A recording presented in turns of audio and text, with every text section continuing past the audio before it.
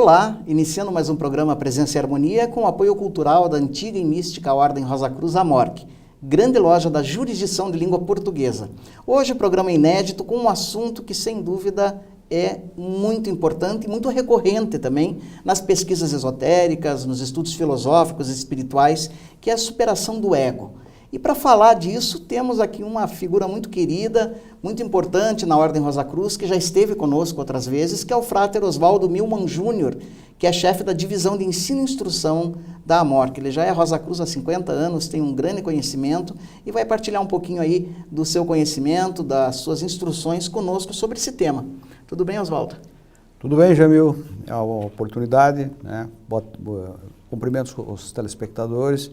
E nós trouxemos essa questão do ego justamente no sentido de que, com certeza, a sublimação do ego, a elevação do ego, a real visão que deveríamos ter a respeito dessa dualidade do ser, com certeza nos elevará todo o padrão da humanidade, um padrão vibratório, inclusive, né?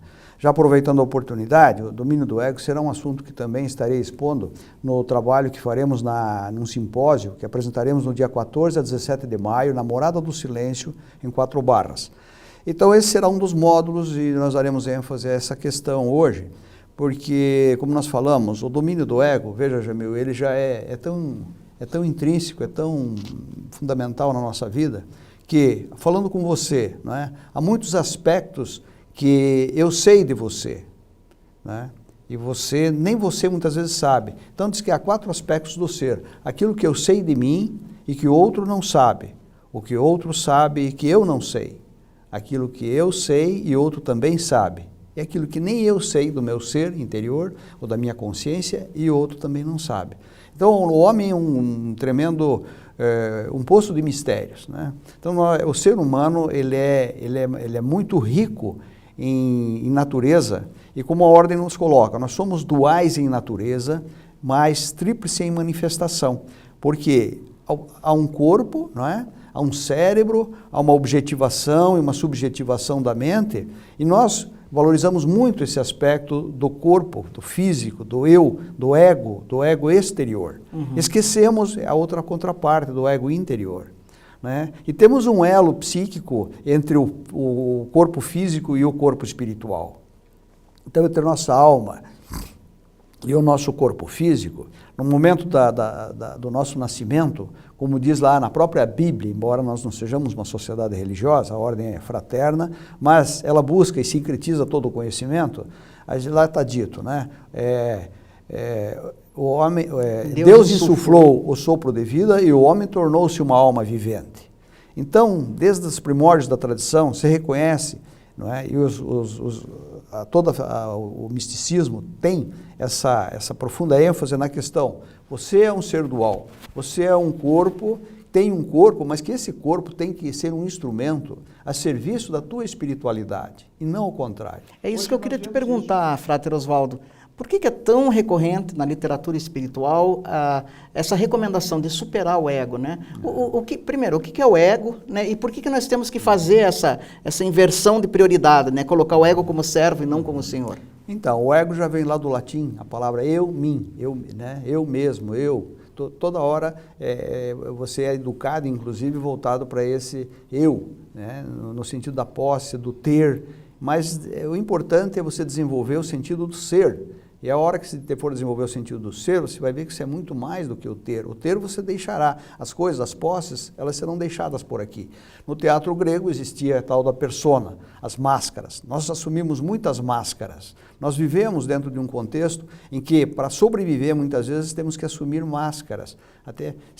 Né? Então é um sentido hipócrita que a sociedade gera, não deixando aquela pureza, porque desde a criança ela começa, desde pequena, a ser tolhida em alguns aspectos da sua natureza, da sua espontaneidade. Não, isso é feio, isso é ruim, isso é mal. Quer dizer, começa a ver aquele radicalismo do 8 ou 80, né? Quando não é o correto. Você tem que deixar que esse discernimento interno se sobreponha, que você faça fluir essa espontaneidade. Então, na medida em que você se despe das personas, das máscaras, você se torna um ser mais autêntico, mais correto, mais justo e vive mais em consonância com a tua natureza interior. Então, na verdade, esses dois aspectos que você tem que trabalhar, mas a gente dá muita ênfase, porque, veja, você acorda, estava num momento de tranquilidade, dormiu tranquilo, em paz, tua espiritualidade estava prevalecendo. Nessa hora em que você acorda, já entra o estado de vigília, a mente objetiva começa a conturbar, começa você a ver problemas, dificuldades, dependendo do direcionamento que você dê para os teus pensamentos, você vai entrar num estado já quase que desde de manhã de estresse, de ansiedade, de problemas. Então é nesse aspecto que toda a nossa ordem conduz o seu ensinamento, que você tem que valorizar os dois aspectos, as duas naturezas do teu ego. É claro que você tem que cuidar do aspecto físico, objetivo, natural, daquela aparência, enfim, que nós todos precisamos ter, não é? Ser aseado, ser correto, dar ao corpo, enfim, o trato, os alimentos, o cuidado necessário. Não fazer que nem os hindus, o hinduísmo generalizado. Não digo o hinduísmo elevado, que eu acho que não seria assim, mas esse exatamente. O ascético, os dogmáticos, os ferrenhos que acham que o corpo não presta, não é? Quando, pelo contrário, dentro da visão Rosa Cruz, o nosso corpo é o templo da alma.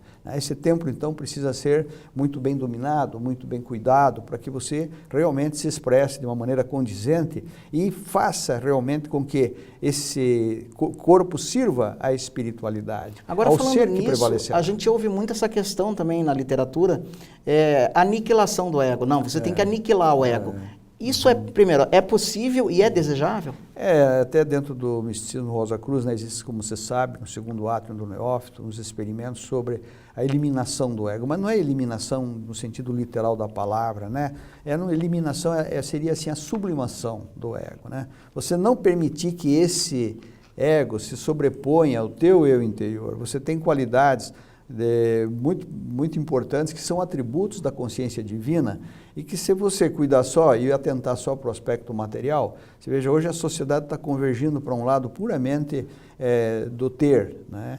Posse, então a gente percebe, na política, na cultura, na educação, todos voltados para o ganho, para o lucro, né? Então, uma sociedade que torna-se, ela escraviza o ser dentro dessa visão deturpada de você dar muita ênfase ao lado do egóico, do teu ego externo, e você não cuida do teu eu interior.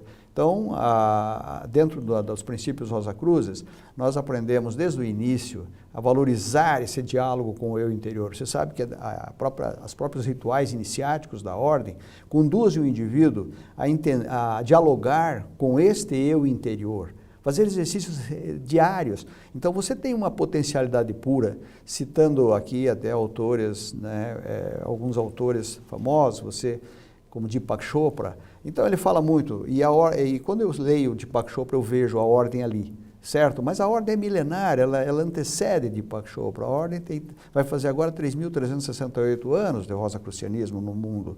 Então, é um movimento de vanguarda que está sempre se atualizando, e nesses rituais nossos, a observância sempre é realmente relevar os dois aspectos do ser. Então, o teu eu exterior, o teu ego exterior, ele vai ter que conversar com o ego interior. É do ego interior que advém as grandes respostas. Por exemplo, o eu intuitivo. Aí que está. O que é esse ego interior, esse eu interior ou mestre interior? O ego exterior, vamos definir a consciência objetiva, certo, usando através do cérebro. Certo. O cérebro nos dá a compreensão objetiva do mundo formal, das coisas externas. Ao momento que eu reajo subjetivamente, então a parte subjetiva da minha mente, ela é um canal da mente objetiva. Também eu reajo através do raciocínio, da imaginação, do pensamento, dos sentimentos, a nível subjetivo. Eu estou reagindo internamente aos estímulos externos.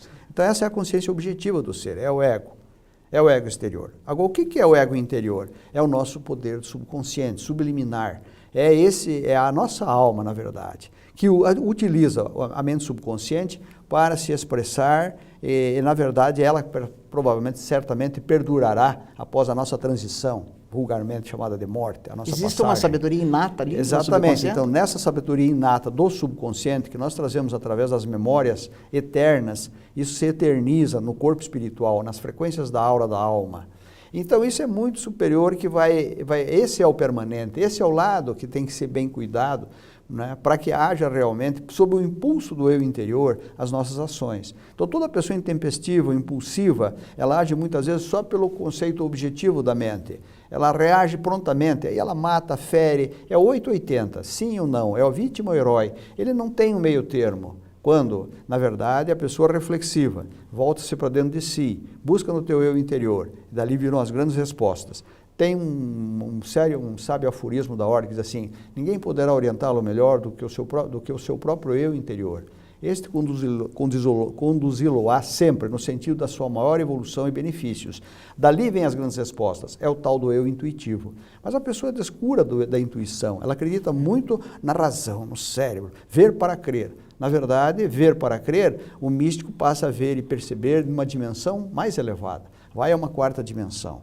Ele se harmoniza com um poder muito maior do que aquele puramente objetivo e cerebral, que é circunscrito ao tempo, espaço, altura, né, largura, as dimensões físicas. Mas e no caso do mestre, né? Quando a gente fala, não, ele atingiu a mestria, um mestre espiritual, ele superou o ego, ele colocou o ego a serviço, então, da alma, do mestre interior? Então, exatamente. Falando dos mestres aí. No domínio do ego, nós não poderemos ser felizes se não tivermos esse domínio. Razoável, pelo menos, né? Se nós quisermos viver só dentro dos apetites físicos, satisfazendo só a parte material, vai haver essa descompensação. O mundo está descompensado, o mundo está raivoso, está briguento. Por quê? Porque a pessoa está olhando apenas o aspecto objetivo, o seu ego exterior. Está se propondo apenas a interesses econômicos, financeiros, materiais, não é? Então comerciais. E quando há por trás disso tem que haver esse valor superior da parte infinita do ser, que é divina. Então a consciência divina se manifesta através da sublimação, quando o indivíduo consegue equilibrar essas duas naturezas, né? Usando o corpo. Então o mestre vai usar o seu corpo com finalidades elevadas, com propósitos dignos.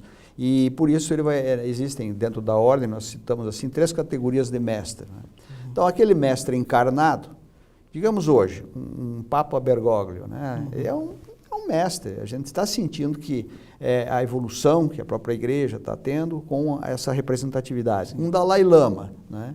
E tantos outros. Nós temos aqui um outro que até trouxe, Ramana Maharishi, né? O indiano Ramana Maharishi. O indiano Ramana Maharishi, ele se posicionou na seguinte questão, trabalhou dentro dessa visão. Pergunte-se, quem sou eu?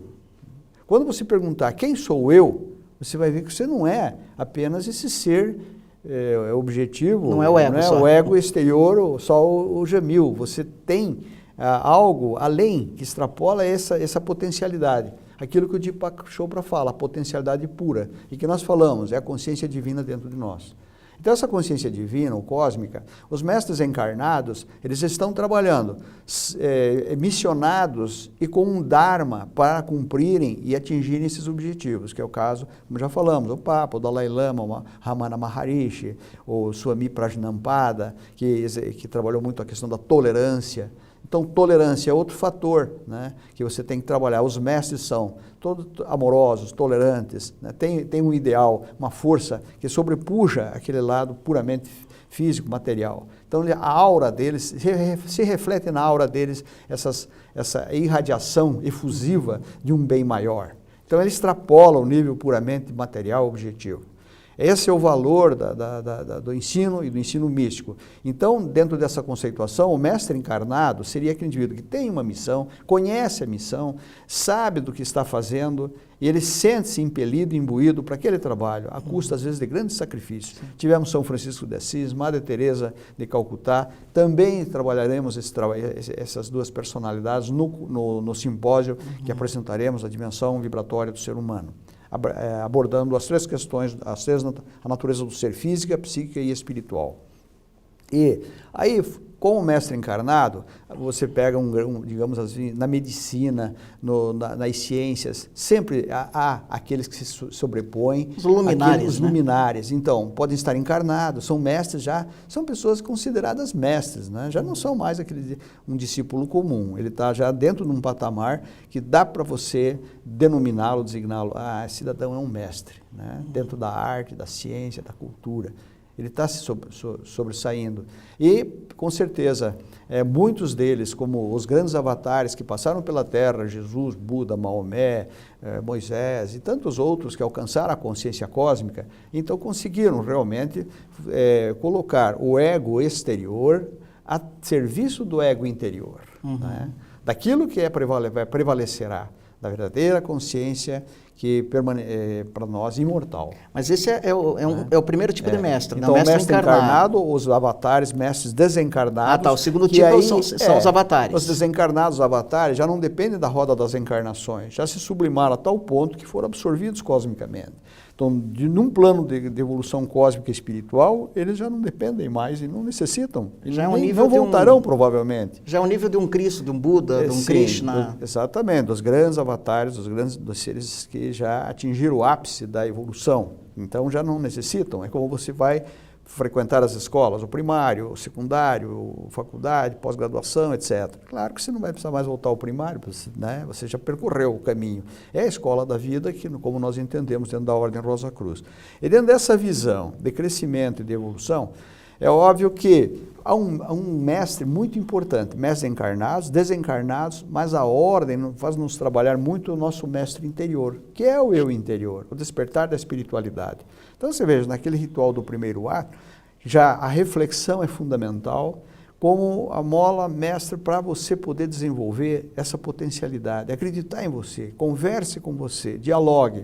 Daí virão as grandes respostas, né? Isso é interessante, é muito presente no sistema de instrução Rosa Cruz, né, Oswaldo? Desde as primeiras monografias existe esse incentivo, de um ponto de vista prático, né, de exercícios, desse diálogo, né, de você dar a primazia novamente ao mestre interior. Né? E para isso, sem dúvida, precisa haver recolhimento, né? Por isso que a Ordem criou uma morada do silêncio, uma morada de recolhimento, onde se trabalha muito essa questão, muita ênfase na meditação, né?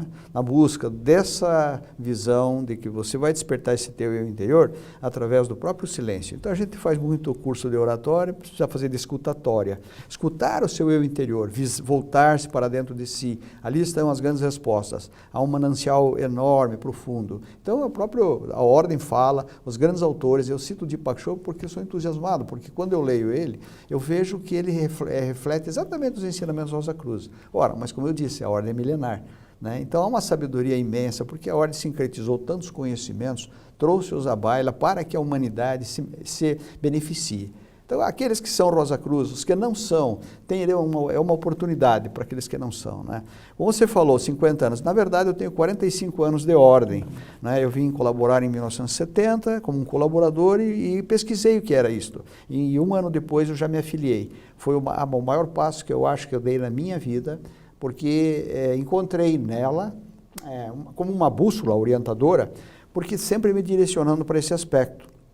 Óbvio que eu sou ser humano, a gente vai cometer erros para aprender também, porque pelos erros a gente aprende, mas muito menos e sofre-se muito menos e se entende o processo da vida através dessa visão cósmica em que você está inserido e que esse teu eu interior é um segmento da alma cósmica. Essa parcela divina que se manifesta, então, você tem que ouvi-la. Ela é muito importante. E ela se manifesta através da mente subconsciente. Veja o processo divino do ser. Tudo funcionando dentro de você de uma maneira harmoniosa, o peristaltismo, a sístole, a diástole, o metabolismo, que coisa maravilhosa. Essa engenharia só podia ser divina, né? Então daí que vem aquela história, Deus geometriza as leis cósmicas. Pitágoras, o nosso grande embasador dos conhecimentos Rosa Cruz, ele nos dá, no primeiro grau do templo, aquela visão cósmica através do teclado, né, em que tudo está perfeitamente harmônico, funcionando dentro de ciclos, de momentos tão perfeitos e tão coesos e unidos para que haja uma manifestação adequada. Então, tudo funciona, se você não interferir com o processo, é maravilhoso.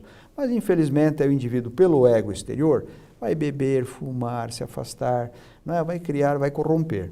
Então, na verdade, é isso, a natureza é divina. E aí as pessoas atribuem, por que eu estou passando por isso? Meu Deus, por que eu fiz para merecer? Há sempre alguma razão, né? Não foi o cósmico que, nem Deus propriamente, não é punição, é aprendizado.